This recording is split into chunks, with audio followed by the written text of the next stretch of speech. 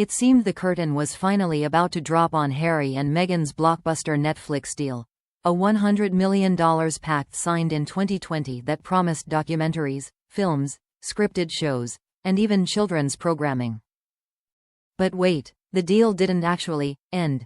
It just transformed. Like a royal carriage turning into a pumpkin at midnight, with Netflix's evolving strategy playing fairy godmother in the background. Let's peel back the gilded propaganda and see what's really going on. Back in 2020, the Sussexes inked a 5-year, estimated $100 million deal with Netflix via their Archewell Productions company. The aim? To deliver a steady stream of scripted, unscripted, and children's content. Aubergine-colored promises and palace-style swagger included. Wikipedia. The Times of India.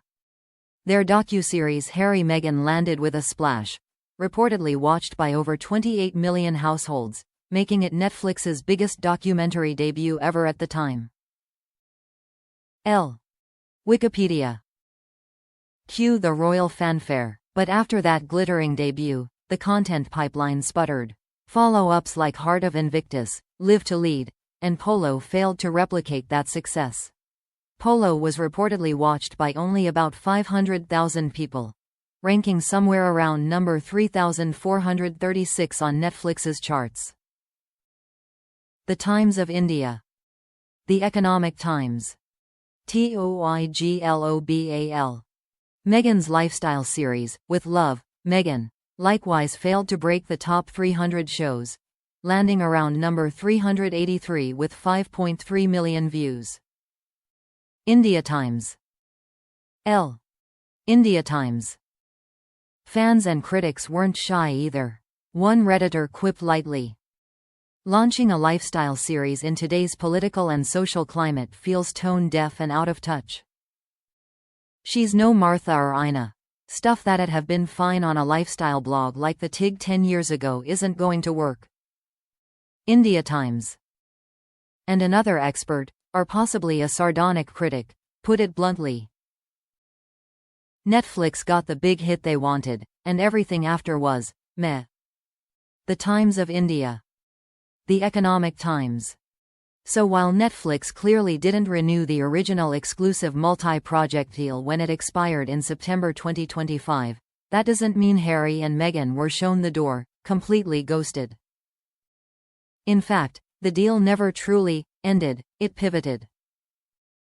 Netflix, like a mature millennial with commitment issues, shifted from lavish long-term exclusive contracts to leaner, project-based, first-look arrangements. The same approach they've taken with the Obamas and Higher Ground. Business Insider. EU.com. Cinema Blend. Sources say the Sussexes' new arrangement allows Netflix the first right of refusal on future projects, if they're interesting enough. If Netflix passes, Harry and Meghan are free to shop them elsewhere. Business Insider. EU.com. This updated deal includes upcoming content such as Season 2 of With Love, Meghan, slated for August 2025, a holiday special, a short documentary Masaka Kids, a Rhythm Within, and a feature film adaptation of Meet Me at the Lake, plus ongoing collaboration with Meghan's lifestyle brand as ever. Cinema Blend. EU.com.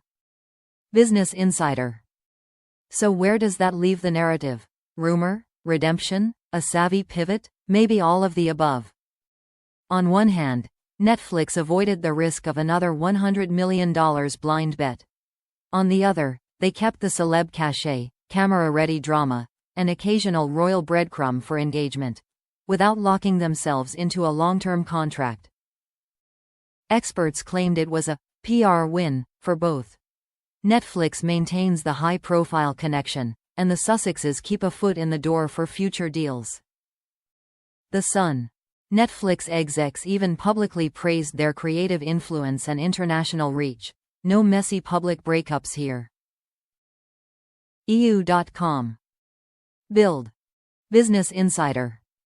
The real reason the deal didn't end in a dramatic snapping of ties? Because both parties are still smart enough to realize Never burn bridges when brand awareness can still pay the rent. Netflix gets flexibility and occasional content. Archewell keeps producing and possibly selling their brand to the highest bidder, platform-wise. It was less of a breakup, and more like a "we're seeing other people now" situation disguised as a polite pause. Netflix got its early royalty drama headline, while Harry and Meghan still benefit from a platform, albeit on more performance-savvy terms. In the end, the deal didn't implode, it evolved. So the real reason Harry and Meghan's Netflix deal didn't end? Because it just changed outfits. Much like a duchess going from coronation gown to casual Montecito weekend wear. Comfortable, pragmatic, and still very much camera ready.